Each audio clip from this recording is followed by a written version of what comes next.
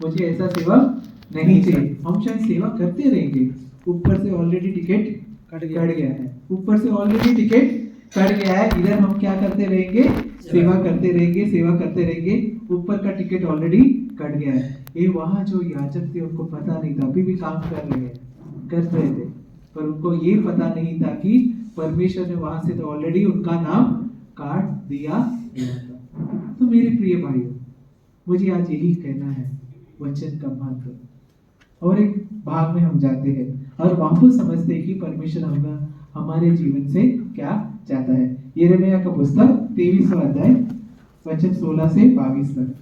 यिर्मयाह का पुस्तक 23वां अध्याय वचन 16 से 22 तक। हम पहले 16 से 18 तक रीड करते हैं। यिर्मयाह 23:16 से 18 पहले हम रीड करते हैं। सेनाओं के यहोवा ने तुमसे यूं कहा है, इन भविष्यवक्ताओं की बातों की ओर जो तुमसे भविष्यवाणी करते हैं कान मत लगाओ, क्योंकि ये तुमको व्यर्थ बातें सिखाते हैं। ये दर्शन का दावा करके यहोवा के मुख की नहीं, अपने ही मन की बातें कहते हैं। जो लोग मेरा तिरस्कार करते हैं उनसे ये भविष्यवक्ता सदा कहते रहते हैं कि यहोवा कहता है तुम्हारा कल्याण होगा। और जितने लोग अपने हठ ही पर चलते हैं उनसे ये कहते हैं तुम पर कोई विपत्ति ना पड़ेगी। भला कौन यहोवा की गुप्त सभा में खड़ा होकर उसका वचन सुनने और समझने पाया है?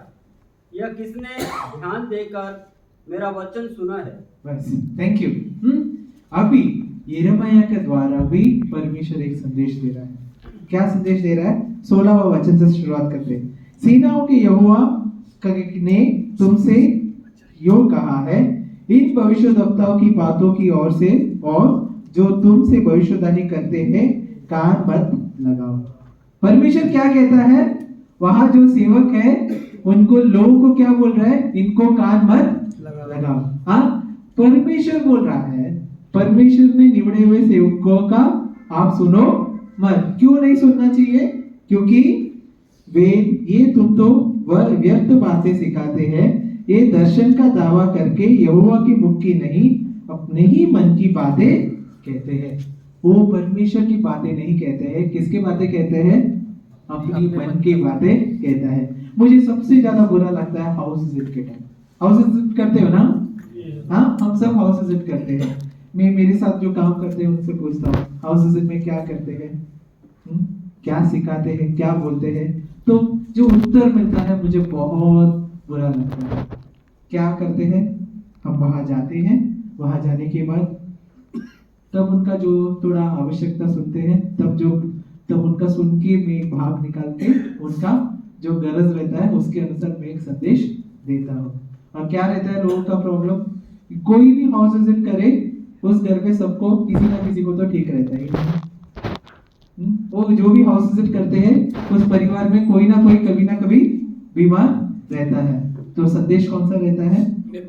एक ही रहता है, परमेश्वर आपको चंगे देगा। हाँ, संदेश उसी पे घूमते रहता है। क्योंकि जब भी कोई गांव जाओ उस घर पे इतना बड़ा इतने परिवार लोग रहते हैं, कोई ना कोई ठीक नहीं रहता है, तो मन में क्या आता है? इनको क्या बताना चाहिए? परमेश्वर आपको चंगा ही देता है।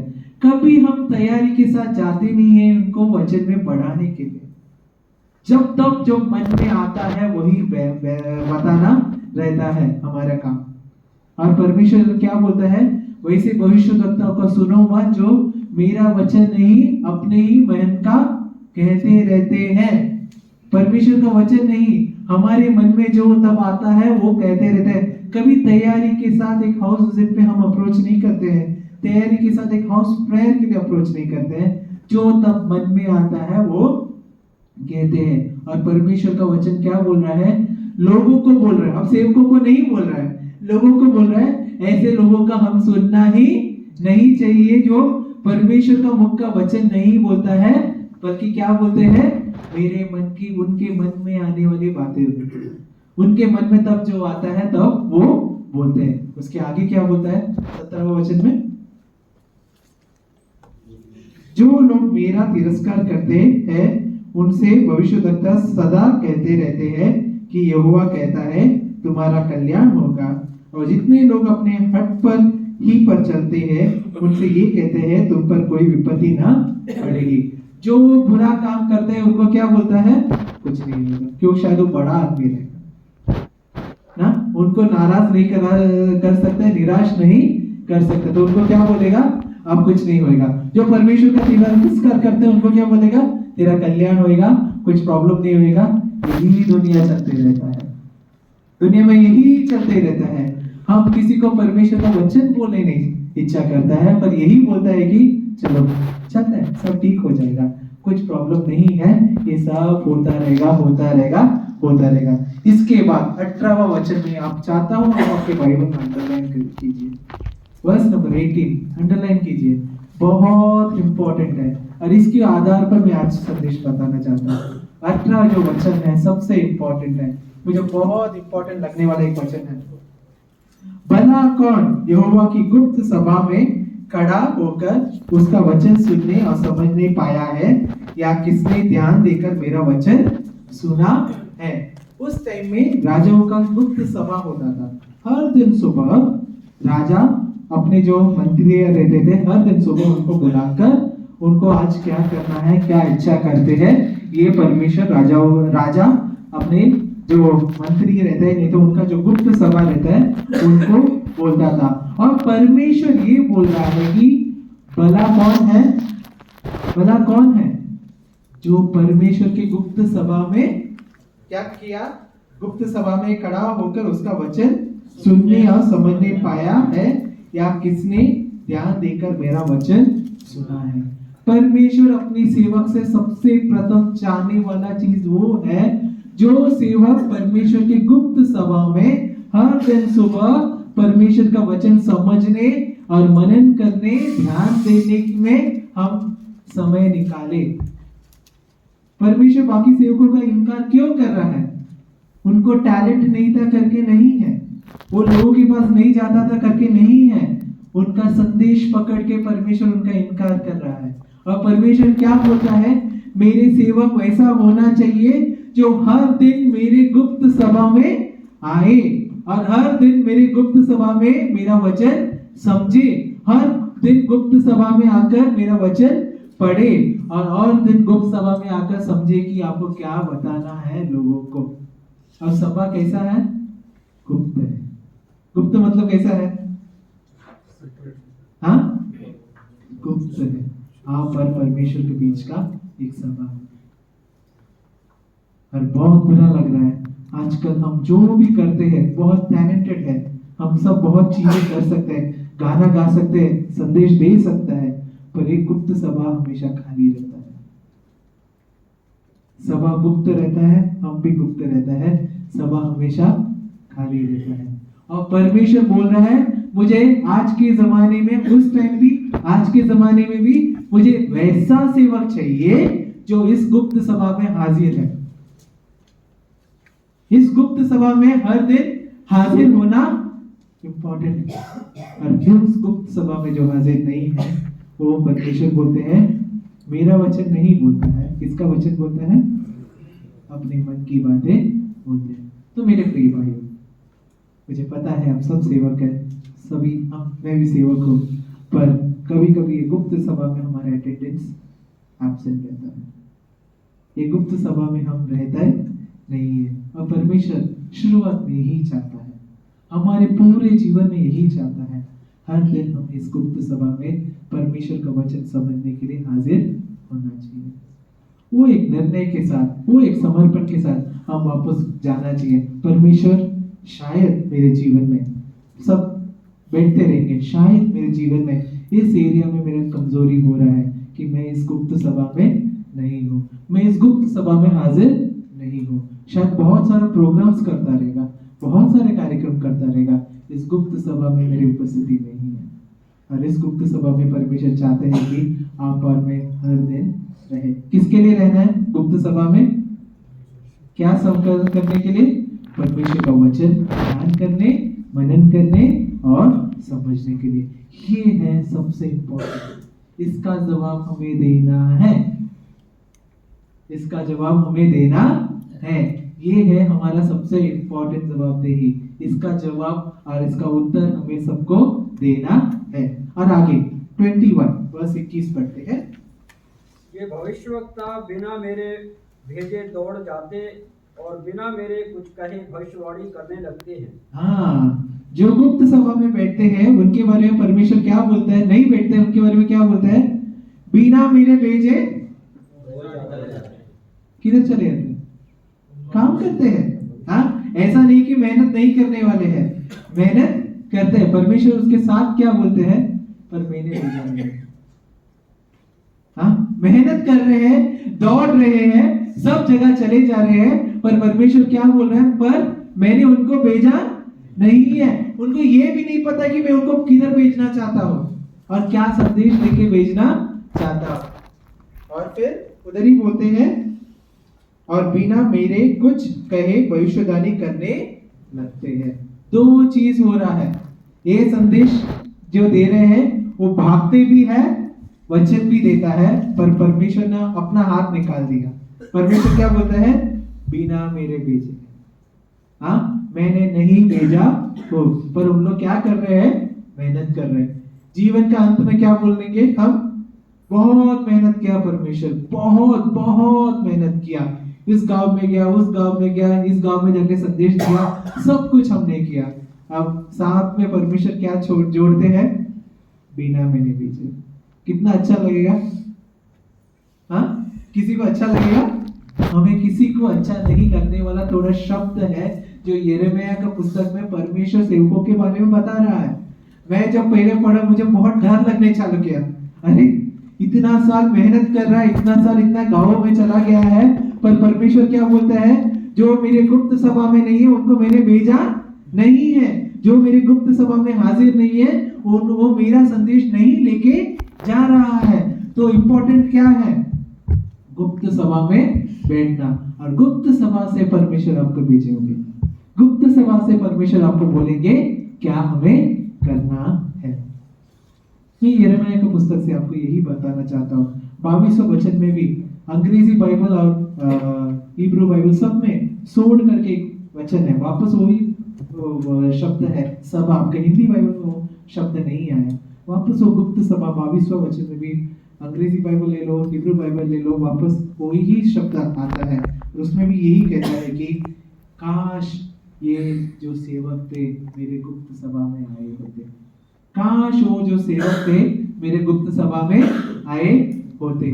लोग बदल जाते थे। क्या है 22वां वचन? देखो, यदि हे मेरी शिक्षा में स्थिर रहते तो मेरी प्रजा के लोगों को मेरे वचन सुनाते और वे अपनी बुरी चाल और कामों से फिर जाते। परमेश्वर यही बोल रहा है, काश ये सेवक मेरे गुप्त सभा में आए होते, मेरा वचन पर भी लोगों को सुनाए होते, वो लोग बदल जाते थे। प्रॉब्लम क्या हो गया है? लोग बदले नहीं हैं। लोग बदले नहीं हैं, पर सेवक ने मेहनत किया है। हाँ, सेवक ने मेहनत किया है, परिश्रम किया है, पर लोग बदले नहीं है। और इस सब प्रॉब्लम का उत्तर परमेश्वर क्या बोलता है? ये गुप्त सभा में नहीं है। और वापस अंग्रेजी में वही बोलते हैं, काश वो मेरे गुप्त सभा में आए होते। ये लोग बदल जाते थे।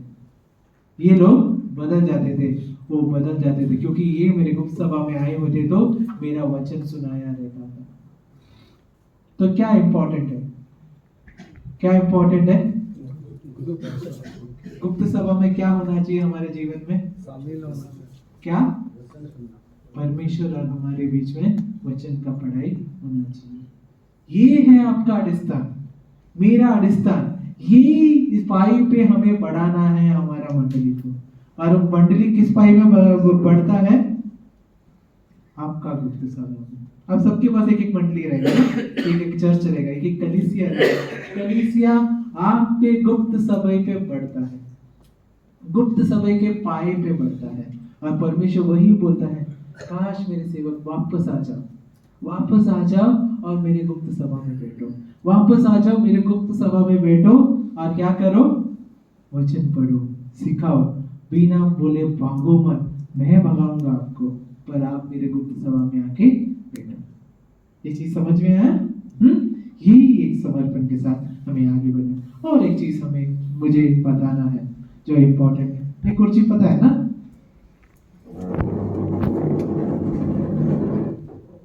हाँ, समझो ये अपना परिवार है। हाँ, ये अपना परिवार है। परिवार है और हम सब पारिवारिक रीति से सेवा करते हैं। पारिवारिक रीति से सेवा करते हैं, सब कुछ करते हैं। पर किधर तो कभी कभी मैंने देखा है, आपके नजर में गिरा है कि मुझे पता नहीं, मेरे नजर में हमेशा गिरने वाला एक चीज है, हर सेवक के घर पे ज्यादा करके अपना जो सेवक है वही परमेश्वर में बढ़ते रहता है। मतलब क्या होता है, एक पैर ऐसा बढ़ते रहता है, बाकी 3 पैर किधर रहता है? अपने कामों में रहता है। कामों का बात नहीं कर रहा हूँ, परमेश्वर में कभी बढ़ता नहीं है। हाँ, सेवक बाइबल का मनन करते हैं, अभ्यास करते हैं और वो ऐसा बढ़ता रहता है, और बाकी 3 पैर किधर रहता है? उधर रहता है। पर इस चेयर में आराम से बैठ पाओगे आप? बैठ पाओगे? नहीं, हम कोई नहीं बैठ सकता। हमारा परिवार के सारे अंग वचन में बढ़ना इंपॉर्टेंट है। उसके लिए एक छोटा भाग लेके मैं समाप्त करना चाहता हूँ। लूक का पुस्तक 1 अध्याय 5वां 6वां वचन। लूक का पुस्तक 1 अध्याय 5वां 6वां वचन।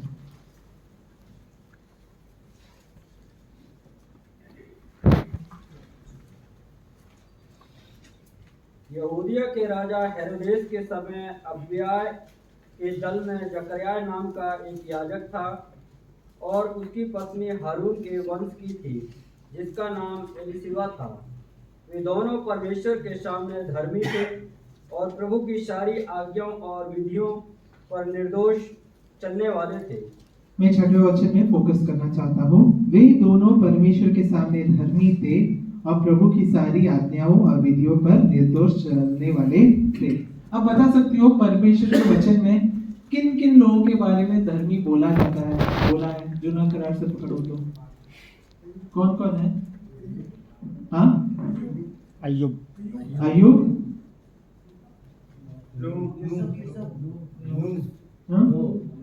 नोआ के बारे में बोला है,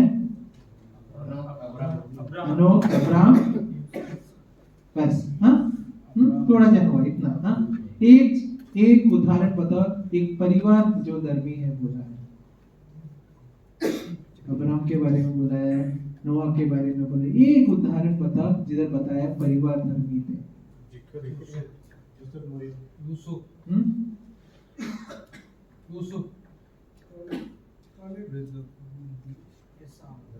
बाइबल में एक ही इधर ही एक जगह बताया है जो दोनों धर्मी थे, बताया गया। किसके बारे में बताया है? जकरिया और एलीशिबा, ये दोनों धर्मी थे। ये शब्द धर्मी, ये शब्द बहुत जगह कहलाया है और धर्मी शब्द वापरा हुआ एक ही जगह, एक ही परिवार है। कौन है?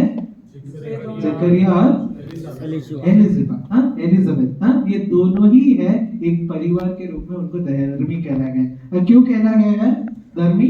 क्या करते थे? क्या करते थे?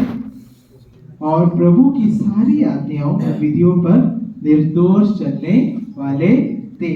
खाली जकरिया को नहीं, एलीशिबा को भी पता था परमेश्वर की आज्ञा क्या था। एलीशिबा को भी पता था परमेश्वर की आज्ञा में मैं पालन करना चाहिए, विधि कर्म में मैं पालन करना चाहिए और निर्दोष।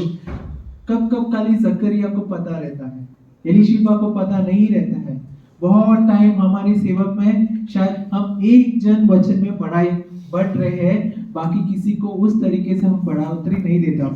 मैं अभी स्पष्ट करने जाता हूँ अपने पत्नियों का साथ हमारा जो वचन में नाता है उस पे फोकस करना चाहता हूँ। हम जब वचन में बढ़ते हैं, बहुत इम्पोर्टेंट है हमारे सेवा में अपनी बीवियों को भी वचन में बढ़ाना। उसका सबसे बड़ा उदाहरण कौन है? एलीशिबा और जकरिया। तो क्या होता है, क्यों बहुत सारे सेवकों का देखा है, उन्हें बहुत बड़ा बड़ा निर्णय लेना बहुत इच्छा है, क्योंकि परमेश्वर उन्हें उस तरीके से मार्गदर्शन कर रहा है। तो बीवी के सपोर्ट के नहीं ना होने के कारण क्या होता है, वो वापस पीछे हटते हैं। क्या हो रहा है? हमारे बीवियों को हम वचन में बढ़ने के लिए सिखाता नहीं है। शायद उनका बैकग्राउंड अलग रहेगा, पर शादी करने के बाद ये एक चीज में हमें फोकस करना है। मेरे घर के मेरे जो साथी हैं उन्हें मुझे वचन में सिखाना है, तो ही अपना परिवार का पाया अच्छा बैलेंस में होने वाला है। आप अकेले बढ़ के फायदा नहीं है, किधर ना किधर बाकी सब आपको नीचे गिराने ही वाले हैं। अपने घर पे दोनों लोग, पति और पत्नी दोनों, इस गुप्त सभा में हाजिर होना बहुत बहुत इम्पोर्टेंट है। अब मैं ये बोलता हूँ, आपका जीवन का सबसे उत्तम साक्ष्य वो होगा जब आप बोलेंगे मैं खुश हूँ कि मेरी बीवी भी गुप्त सभा में बैठ के क्या करती है, वचन पे अभ्यास करते हैं। मैं जब घर पे नहीं रहेगा तो भी मेरी बीवी गुप्त सभा में बैठ के वचन का पढ़ाई करता है। वो होना चाहिए आपका जीवन का सबसे बड़ा साक्ष्य अपनी बीवी के बारे में, और इसलिए हमें तैयार करना है उन्हें। नहीं तो सेवा गिरते गिरते गिरते गिरते गिरते गिरते रहता है। परिवार के सपोर्ट के बिना हम कोई सेवा नहीं कर सकता। शायद मन से सपोर्ट करता रहेगा, तो वो वचन में बढ़ना बहुत इंपॉर्टेंट है। विश्वास में बढ़ना बहुत बहुत आवश्यक है। तो कौन कौन गुप्त सभा में बैठना चाहिए? कौन कौन है? पति और पत्नी, ये दोनों जो गुप्त सभा में बैठना चाहिए। और एक चीज, बच्चे। और मुझे सबसे ज्यादा बुरा लगने वाला एक चीज है, मैं सबसे आदर करने वाले सेवकों के घर पे जाएगा तो भी उनके बच्चों को बाइबल नहीं पता। उनके बच्चों को बाइबल नहीं पता। हम बहुत आदर करने वाले एक सेवक के घर पे गए, उनके बच्चों को हम बहुत आदर करते थे, पर उनके जब घर पे जाते हैं, एक बार मेरे साथ एक अच्चन आया था, उन्होंने बोला चलो पारिवारिक प्रार्थना करते। निकलने से पहले उन्होंने उनके बच्चों को बोला जो बहुत बड़े थे, चलो दूसरा राजा है, कौन सा थे, हम बहुत अच्छा सिंपल सा एक पुस्तक निकालने के लिए पूरा बाइबल यहाँ से घुमाए, वहां से घुमाए, यहाँ से घुमाए। क्या होता है, हम जब सेवक होते हैं, हमारा उद्देश्य वही रहता है कि मेरा बच्चा को सबसे ऊंचा शिक्षण देना चाहिए। कभी ये सोचते नहीं है कि वो भी वचन में पढ़ाई बढ़ना चाहिए। सबका मन में वही रहता है कि मेरा बच्चा सबसे ऊंचा शिक्षण देना चाहिए, सबसे अच्छा एजुकेशन देना चाहिए। कब ये नहीं सोचते कि मेरे बच्चों को मैं वचन में बढ़ाना चाहिए, कोई भी नहीं सोचता है। पिछला हफ्ता भी मैं जब एक परिवार के गया था, मुझे बहुत बुरा लगा था इसी बात पे। क्या बात था? बच्चे बहुत अच्छा पढ़ाई कर रहे हैं, पर बच्चों को बाइबल के बारे में जब बात करते हैं, अरे मुझे पता ही नहीं था हमें मनन करना चाहिए करके, मुझे पता ही नहीं था हमें मनन करना चाहिए। किधर प्रॉब्लम हो रहा है? ये दूसरा कोई आके मेरे परिवार में बताना नहीं चाहिए। मेरे बच्चों को मैं सिखाना चाहिए कि दूसरे कोई आके सिखाना चाहिए? मेरा जवाबदारी है, एक सेवक होने के नाते मेरा जवाबदारी है मेरे बच्चों को भी वचन में सिखाना, और मेरे बच्चे भी खुद मनन करने के लिए, सिखाने के लिए हमारा जवाबदारी है।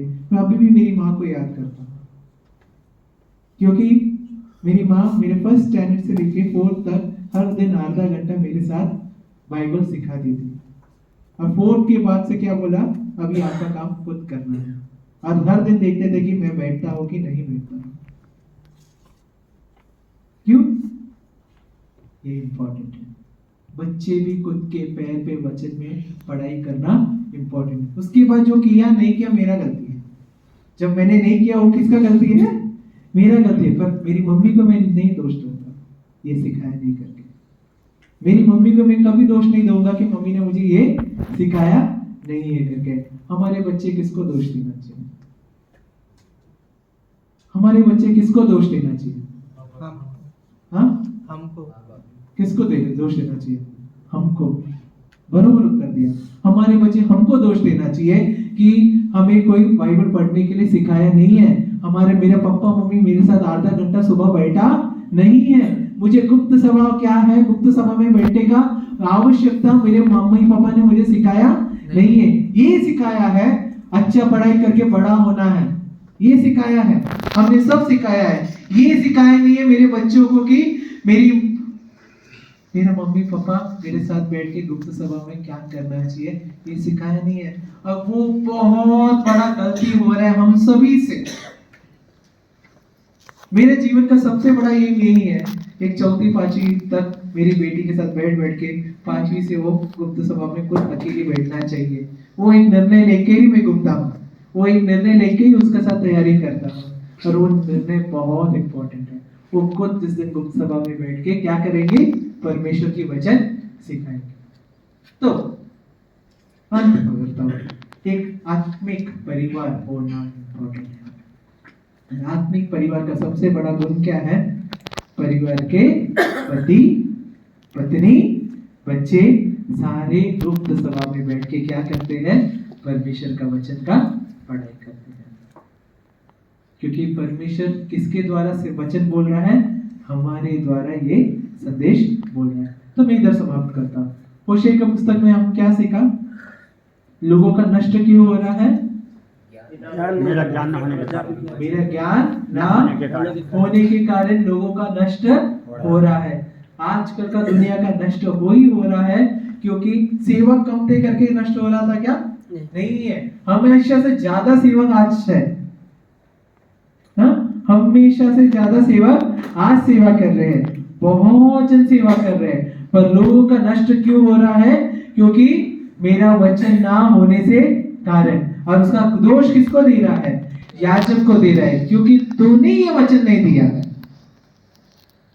हमने ये वचन नहीं सिखाया है, और हमारे जीवन में हमने इस वचन को तुच्छ माना है, इसके लिए दोष दे रहा है। और लास्ट में क्या बोलता है? उसके लिए आपका टिकट क्या होने वाला है? कट जाएगा। आपको मैं याजक जैसा मानता नहीं हूँ, आपको मैं सेवक जैसा मानता नहीं है। हम जब इस वचन को इम्पोर्टेंट नहीं, आवश्यक देखते नहीं है, परमेश्वर क्या बोलता है? मैं आपको मान ही नहीं सकता सेवक है। आप भाग सकते हैं, पर मैं आपको मान नहीं सकता हूँ। यिर्मयाह की पुस्तक में क्या देखते हैं? सेवक है लोग, वो परमेश्वर बोल रहा है कि इनका सुनो मत। इस सेवक जो आता है आपके घर पे, उसका आप सुनना मत, आप सुनना मत, क्योंकि वो मेरा वचन नहीं बोल रहा है, उनकी मन की बात बोल रहा है। मन की बात बोल रहा है, मन की बात मत। परमेश्वर का वचन नहीं सुनने बताने वाला सेवक आप सुनो मत। मन की बात प्लीज नो, क्योंकि बिना तैयारी का सेवक जा रहा है। बिना तैयारी का सेवक घर पे जाते हैं, बिना तैयारी का सेवक संदेश देने चाहते हैं। वैसा सेवक परमेश्वर को नहीं चाहिए। और परमेश्वर क्या करना चाहिए? सेवक बताते हैं किधर बैठना चाहिए? गुप्त सभा में बैठ के परमेश्वर। गुप्त सभा में क्या करना चाहिए? वचन मनन करना, सीखना, पढ़ाई करना, ये गुप्त सभा। मैं चाहता हूँ हम सब जो सेवक है, प्लीज एक आधा घंटा हर दिन निकालिए। मैं आदर करने वाला थोड़े व्यक्ति है, पर वो कोई सेवक में नहीं है, पर वो अभी भी हर दिन एक एक घंटा सुबह निकालते हैं ये करने के लिए। अपने हमारे चर्च में आते हैं, पर वो एक एक घंटा निकालते हैं हर दिन परमेश्वर का वचन का पढ़ाई। बाइबल कुछ सीखा नहीं है, कुछ नहीं करता है, पर गुप्त सभा में तो बैठता है, वचन का पढ़ाई करता है। और गुप्त सभा में बैठना सबसे इंपॉर्टेंट है। हम बहुत चीजें कर सकते रहेंगे, पर परमेश्वर के क्या नीचे क्या बोलता है? मैंने उनको भेजा नहीं, फिर भी उन्होंने दौड़ा, दौड़ा, मेहनत किया, सब जगह गया, पर उनको पता नहीं था कि मैं नहीं भेज रहा। ऐसा जिंदगी का अंत नहीं होना चाहिए। परमेश्वर ये एक निर्णय आपके साथ लेता है। इन्होंने बहुत मेहनत किया, सब जगह जाके मेरा संदेश बोला, और लास्ट में क्या, साथ में क्या जोड़ता है? पर मैंने उनको भेजा नहीं था। मेरा नहीं था, मेरा काम नहीं किया, मैंने उनको भेजा नहीं था। हमारा जीवन का सबसे निराश वाला दिन रहेगा उस दिन, जब इस एक शब्द उसके सामने जोड़ा रहेगा और वापस बोलता है प्लीज, काश, प्लीज, आप प्लीज किया करो। आप वो करेंगे तो आपका गुप्त सभा अच्छा रहेगा, तो आपका प्रजा बदलेगा, आपका लोग बदलने वाला है, उसमें कोई कमजोरी नहीं होएगा। गुप्त सभा के पाए पर आपका कलीसिया बनाओ, आपके टैलेंट पे नहीं, आपकी क्षमता में नहीं, आपकी एबिलिटी के ऊपर नहीं, आपके गुप्त सभा के जो मजबूती है ना, उस पे आपकी कलीसिया बनना चाहिए। आपका गुप्त सभा कितना मजबूत रहेगा, उतना मजबूत आपका कलीसिया बनते जाएगा। और लास्ट में एलिशबा और जकरिया। एक ही परिवार के बारे में जो बताया है कि कौन थे, दोनों धर्मी थे ना। बाकी सब जगह एक एक के बारे में बताया है, बाइबल में एक परिवार बताया है जो दोनों धर्मी थे, क्योंकि परमेश्वर का वचन का पालन करते थे ना। दोनों एक ही जन थे। एलिशबा को भी परमेश्वर का वचन पता था, जकरिया को भी परमेश्वर का वचन पता था। एलिशबा को भी क्या करना पता था, जकरिया को भी। और ये सबसे इम्पोर्टेंट है, मेरे साथ जो है मेरी जोड़ीदार, मेरी पत्नी, उनको भी वचन में बढ़ाना बहुत इम्पोर्टेंट है। बहुत टाइम अपना फैमिली प्रेयर मतलब खाली एक प्रार्थना करके गाना गा के निकल जाता है हमारा पारिवारिक प्रार्थना ना।